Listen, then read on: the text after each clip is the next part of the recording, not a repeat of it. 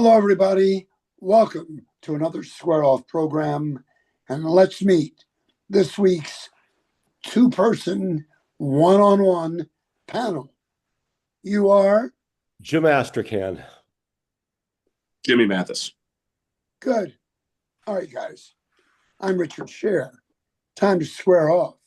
Now, before we get to presidential pardons for ruthless drug kingpins, we have this warning. I want for all the kids and your parents from the Baltimore Police Department, city school students and those students in surrounding counties are being robbed of their very pricey down jackets. So beware. If you're wearing coats by North Face, Canada Goose, Moose Knuckles, and others, priced as high as $1,000, you could be in danger. Jimmy, isn't this something?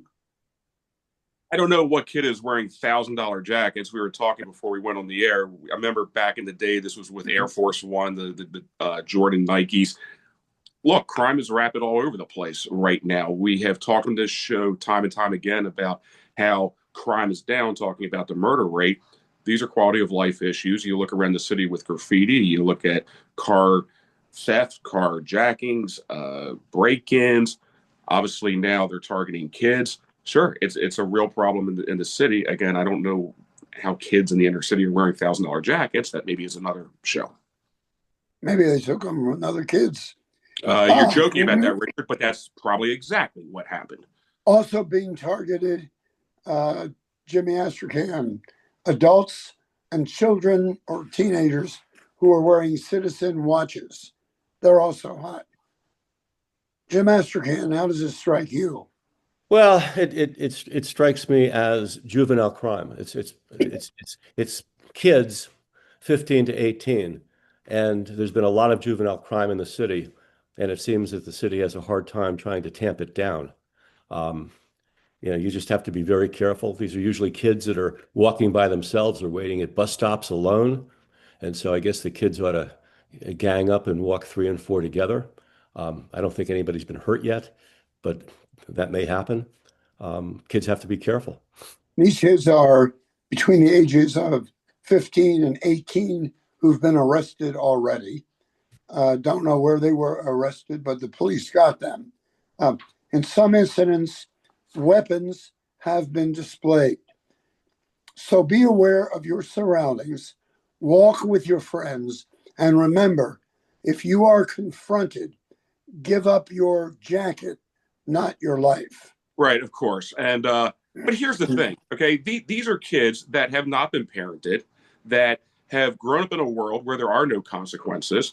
And the kids that are stealing citizen watches right now, by the way, I've never seen a kid wearing a wristwatch, but that's kind of interesting. But the kids that are stealing the North Face jackets today and the citizen watches today, that will be my car tomorrow. Then they'll be breaking into your house. Then it will be aggravated assault. Then it will be murder. And then we'll be doing another square off going, how did we get here? And then we'll have, some liberal coming on and saying we need a holistic solution on how we can all come together. And this is a multifaceted problem. This problem starts here. When there is no consequences for these kids, which there isn't, and there hasn't been up to this point, or they don't act this way. Good point. This is the beginning of the progression of the murderers of tomorrow. This is where it starts. Jim Astrachan, final word on this. Richard, catch and release is what you just described, which is a real problem with juvenile crime in the city.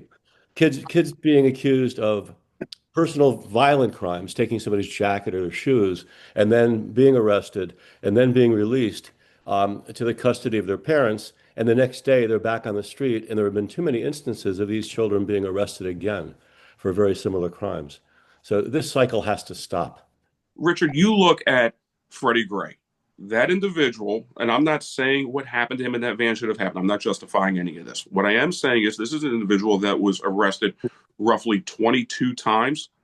So you can say the system forgot about him, but to Jim's point, Freddie Gray was a perfect example of catch and release.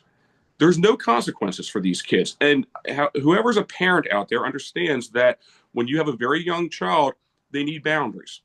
And if there's no boundaries, they're going to continue to push the line. And to Jim's point, what we're seeing right now is catch and release. Does this mean that because somebody steals a jacket or a watch that you throw them in general population and central booking? Of course not.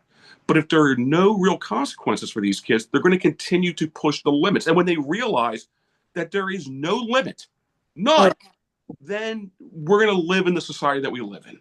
All right. And speaking of the society we're living in, it's getting pretty rough with the politics. And we'll get into that after you hear from Howard Mallison, who is the voice of Square Off. Thank you, Richard. I want to take this time to welcome back Pappas restaurants and sports bars to Square Off. Hooray. Hooray. For fine dining, special occasions, or just watching sports in their sports bars, Pappas should be your number one choice. And I'll tell you, if you want to go to Pappas, enjoy their award-winning Pappas crab cake, or as Richard calls it, Rich? Fab cakes. Fab cakes. Yes. Which is Oprah's favorite, and one of the many delicious choices on the Pappas menu. Plus, Pappas ships their crab cakes all over the country. They have 4 locations in Parkville, Cockeysville, Glen Burnie, and Bel Air. Make sure you get the Pappas this holiday season. Yeah. If you or a family member has experienced personal injury, medical malpractice, or nursing home neglect, it's time to call the law firm of Barry Glazer.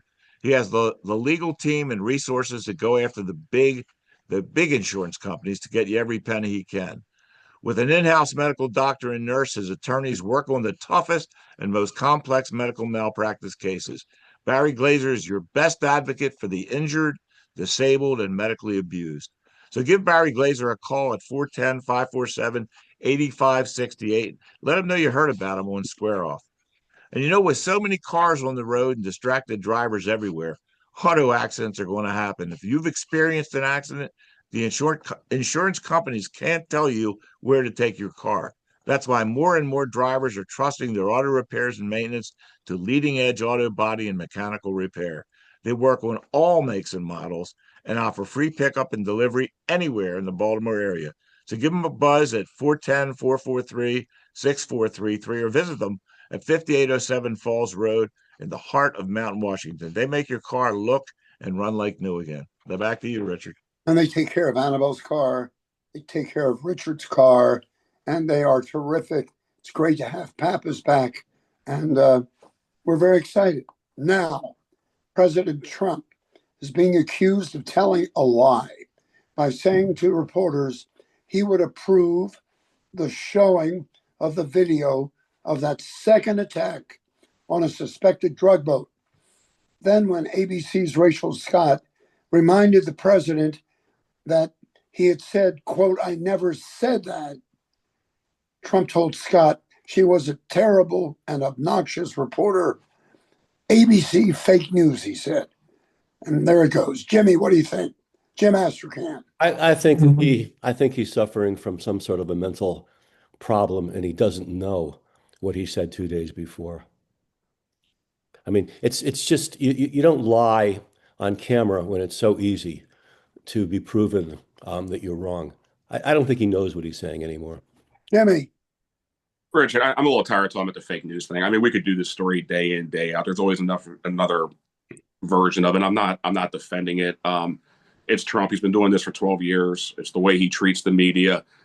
Do I think it's the healthiest strategy? No. Would I employ it myself? No. That's who he is. It's what he does. I'm not going to defend it. I don't know what else you want to say about this. Really? What do you want me to say, Richard? I mean, yeah, he's been doing this cat and mouse thing with the media. Look, as a member of the media for the last 30 years, okay, I am not happy with. He's not completely wrong, but with this constant fake news narrative, I don't think it's healthy.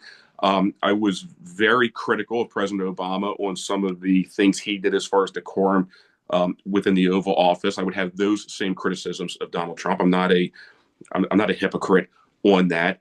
I don't work for the White House. I don't represent the president. I try to look at things objectively. I don't think this is the healthiest way to handle the media.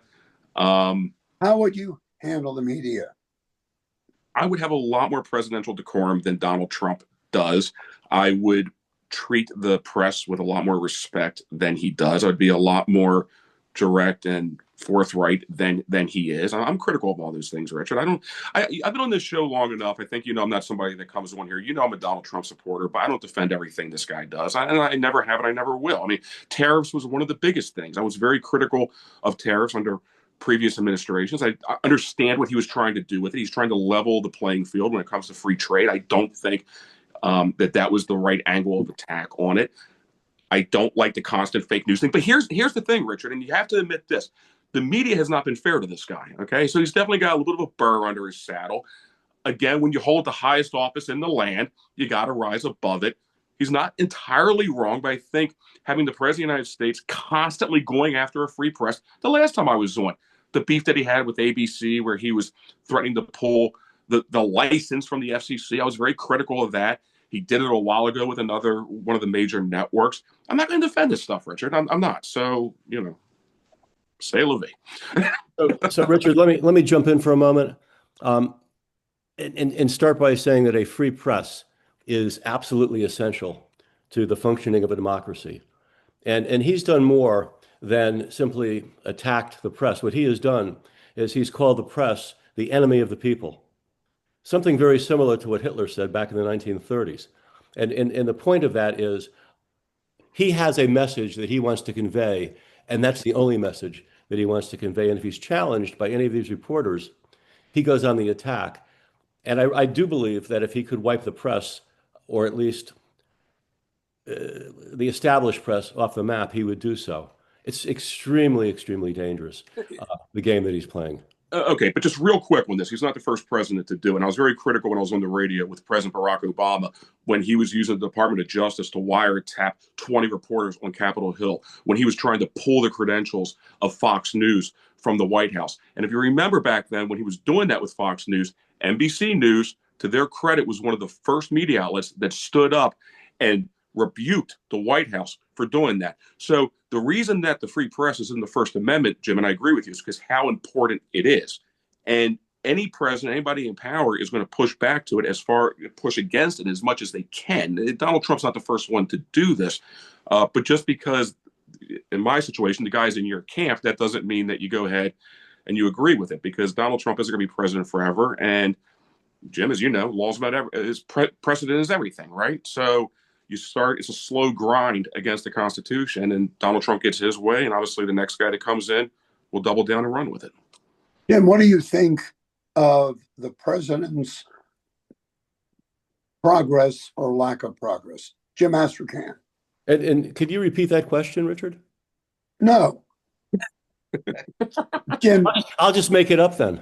go ahead. No, I was asking you your thoughts on the President Trump presidency, the way he's treating people. But I think he treats people terribly. I think he's a person that has severe problems, and I think he has no respect for anything except for the ability to make money, or somebody that kisses his rear side. And one of the examples that you can use is how he deals with women. And recently he has called women reporters piggy, ugly, stupid. It's a misogyny issue.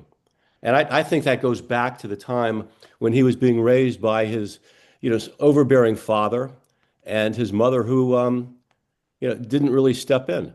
And I think that has caused him to do what he's doing today. He's supposed to be the president of all people, and that's hardly the way he acts. So how do I think he's doing, Richard? Is that the question? Sure. Well, this country has been asking for border security going back to the Reagan administration. So whether you like how he's doing it or not, he's the first president in my lifetime to seriously attack that issue. As far as foreign policy goes, if you remember, under the Obama administration, the entire planet was on fire, whether you look at the relationship with Israel, what was going on with Egypt, Syria, Russia, for all the Russian collusion that we heard of under the Obama administration. He was rolling through Crimea. That was the beginning of Ukraine. You have seen, from a foreign policy standpoint, a rebuild with our relationship with Israel. Russia, if you want to get into the weeds on it, has not had any further aggression. Did he end the war in Ukraine on day one? No. Has it escalated? No. Have you heard of any terrorist attack under his administration? No. Is he trying to bring down regulations to get back to a country that can become self-sufficient? Yes. So, we can get into, his rhetoric, which I will not defend. But as far as how he is operating as a president, it's hard to go toe to toe with him with anybody within my lifetime next to Ronald Reagan. The way he's acting as a president, internally and externally, is unlawfully. He has no respect for the rule of law. He believes in the rule of man. He makes it up as he goes along. Every single federal court that has dealt with any issue that he's dealt with, whether it's National Guard or tariffs, has found it, or birthright citizenship, has found that he's doing what he wants to do in complete disregard for the law. And you cannot have a person who is responsible for executing the law that Congress makes or the Constitution provides, who is just making it up as he goes along. You go outside the United States, and he's committing war crimes by blowing up civilians in international waters in contravention of the Geneva Convention, the Rome Statute, the War Act, the Department of Defense Manual. The Wall Street Journal has reported that the only reason why he's trying to work out a deal in Ukraine with the Russians is so he can go into business with the Russians. I mean, there's nothing that this man does that is not subject to question over dollars and cents, grifting, corruption. I think he is absolutely the most disgusting president that has ever sat in the White House, bar none. And Obama, you talk about Obama, and I do agree with you, Jimmy, that the reason why he's in that White House today is because Biden really screwed up on immigration and border security. People wanted something to occur, and Biden wouldn't do it. But Obama, my understanding is, deported hundreds of thousands of immigrants who are here without documentation, maybe more quietly than Trump has been doing it. But the idea of grabbing people on the street with masked thugs who are not even trained to be federal officers, who have shot people and have beaten up people, it's all unlawful. It's thuggery. And I mean, how far down the rabbit hole do we go before we have a complete falling out of the law? You look at things that he's done with pardons. He's pardoned people like Hernandez, who went through a long federal trial and was convicted for 45 years, convicted and sentenced to 45 years. Then he turns around and he pardons the man, and he pardons other people. What is the message that he's sending to people? That crime pays, laws don't matter? I mean, he is just the unlawful president. Okay, well, the whole Hernandez thing, I believe, is a separate segment. And look, I agree. Yes. I'm not going to argue with you, Jim, on the just evisceration of our Constitution that goes back prior to 9/11, but really coming out of 9/11 with the Patriot Act. And I don't think Congress has had any significant role since then. The last war that we declared was World War II, actually.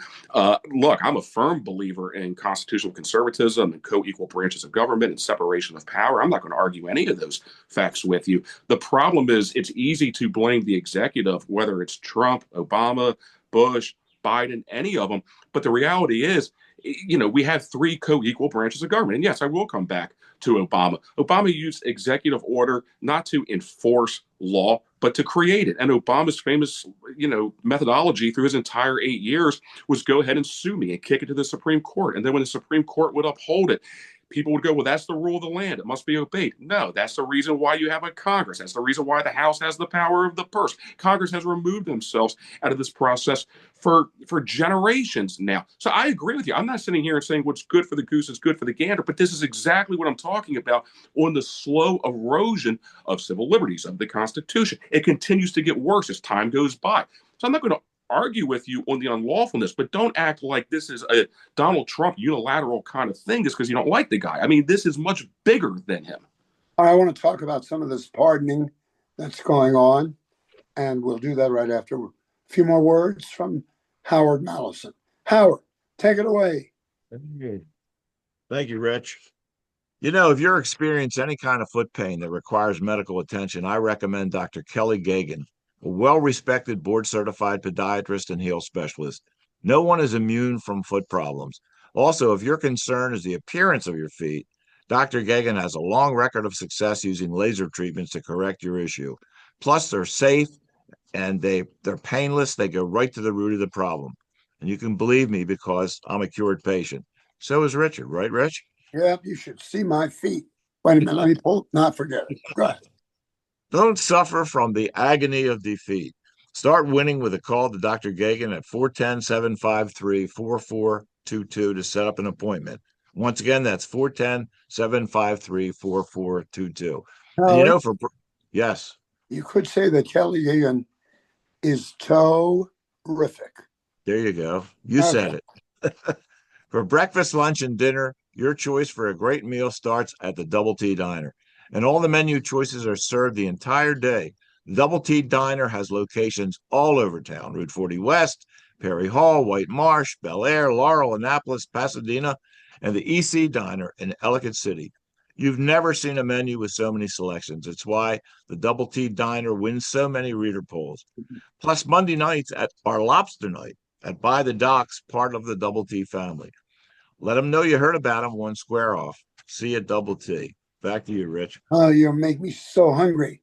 Donald Trump is making use of the power of the presidential pardon when he issued a get out of your jail card, get out of 45 years, to Honduran President Juan Orlando Hernandez. He was sentenced, as the guys mentioned earlier, to 45 years for abusing his power to support one of the largest and most violent drug trafficking conspiracies in the world. Trump says he would be granting a full and complete pardon to Hernandez, adding he had been treated very harshly and unfairly. What do you think about this, guys? I'm looking forward to hear what Jim says to this, because I'm not an attorney. What I don't understand about this story, and let me preface this with, I'm not very knowledgeable about it, but I don't understand, legally speaking, what standing the United States has to charge and incarcerate a president of another country for a crime that happened in that individual's country, to incarcerate them on American soil. Let's just stipulate that this guy's a bad dude, right? We all know that. And Jim, I'm asking, I'm not being sarcastic. Yeah, no, I I understand. understand what the legal standing is. Yeah. The standing is that what he did, and he was found guilty of doing this, was he was conspiring to bring tons and tons and tons of cocaine into the United States. And so his act reached our soil, and as well as bringing tons of cocaine into the United States, he was bringing weapons into the United States. So he was conspiring with people to do this. That's the crime, and it occurred on American soil because it was concluded on American soil. So he was indicted. A grand jury heard all of the evidence. I can't remember how long he was tried for. It could have been a 2-week trial, a longer trial. And he was convicted in the Southern District of New York, which is a very prominent district. And he was sentenced to 45 years, basically for drug trafficking. All accounts that I heard or read had Roger Stone, bringing Hernandez to Trump's attention, telling him that he was treated unfairly. Trump turned around, probably without much investigation at all, and decided to pardon him, which is inexplicable given the fact that he seems to be declaring war on drug traffickers. And this guy was found guilty of bringing, tons, like 400 tons of cocaine into the country. Well, Jim, I can't get my head around it. Trump is so anti-drug, he'll do anything to stop it, yet he pardons this person and other people. I got it, Rich. And I understand you want to go down the boat thing, okay? At least with the boats, they were heading to American shores. But Jim, my question is, if that's the methodology on this, then in theory, we should be dragging the Mexican drug cartel and drug kingpins into New York and charging them in New York City and holding them in American prisons. We got that guy Guzman for doing the exact same thing. He was taken out of Mexico. But it's still selective prosecution. No matter how you deal with it, you can't get them all. So, the prosecutors decide who they can get. Can you kidnap somebody out of Mexico, out of Honduras? How do you get them? Those decisions are certainly over my head. But he was prosecuted for the same thing, and he's sitting in a maximum federal penitentiary for the rest of his life. But it was the same thing. You talk about these pardons. Most of these pardons are of very, very wealthy people who have joined Trump's Kids Club, or wealthy people who have bought a lot of crypto from the Trumps, or a congressman who Trump wanted to go from Democrat to Republican. I mean, there's just no getting your head around why he's abusing these pardon powers. Unless it's the fact that he wants to show people that because he was convicted of 34 crimes of fraud, they don't matter. They're not important. So I'm going to pardon other people convicted for the same sort of thing. But as I said, I can't get my head around it. There's no rationale, that you can really understand. Well, I He doesn't would also explain his say reasons. Trump also pardoned Baltimore drug kingpin Yeah. Garrett Gilbert Smith, who back in 2014 was sentenced to 25 years for conspiring to distribute cocaine. He also pardoned Silk Road founder Ross Ulbricht, He did. who was convicted of creating the largest black market for illegal drugs. How is the country supposed to understand or find a reason why Trump does this? And Well, he has the Supreme Court. He has the 6 of the 9. So there's Richard, no. have the Supreme Court just because they sway Republican, Richard. And here's the thing: we can go round and round on this drug thing. Okay, the same people that are so indignant for Trump using his pardons are the same ones that are indignant from taking out the drug boats coming to American shores, right? I mean, do you want to be tough on drugs or not? So the selective outrage.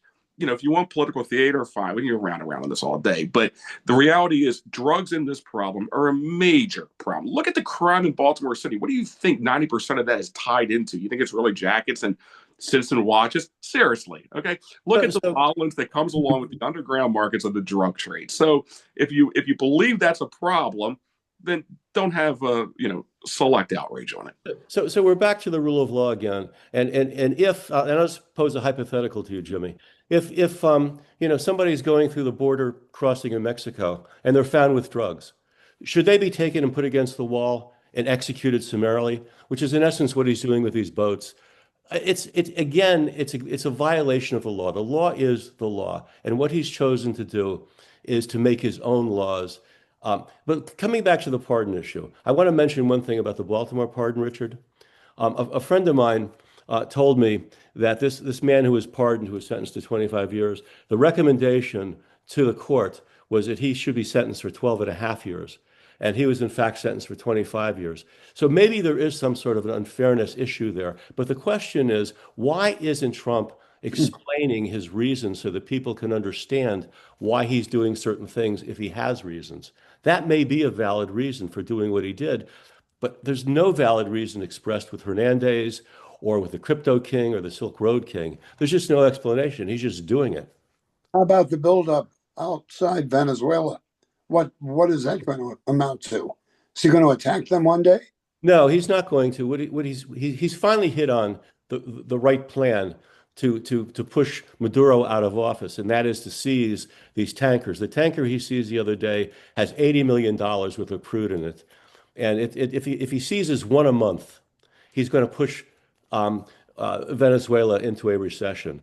And if he pushes it into a recession, they may push Maduro out. The question, of course, is should he be pushing Maduro out, even if Maduro is allegedly not the properly elected president? And Richard, that's the question. Right. And that's the point of seizing that tanker ship and whatever future tanker ships to come. And I think if you look over recent history, when we try to pick winners and losers in presidential elections and leadership elections in other countries, usually that doesn't work out real well when we try to do nation building in other places. So we'll see what happens in Venezuela. Obviously, Venezuela is very rich in natural resources, hence pirating their boat. I do not agree with that. I don't think that's the right strategy. I really think that is the biggest story of the week, actually, was the seizing of that boat.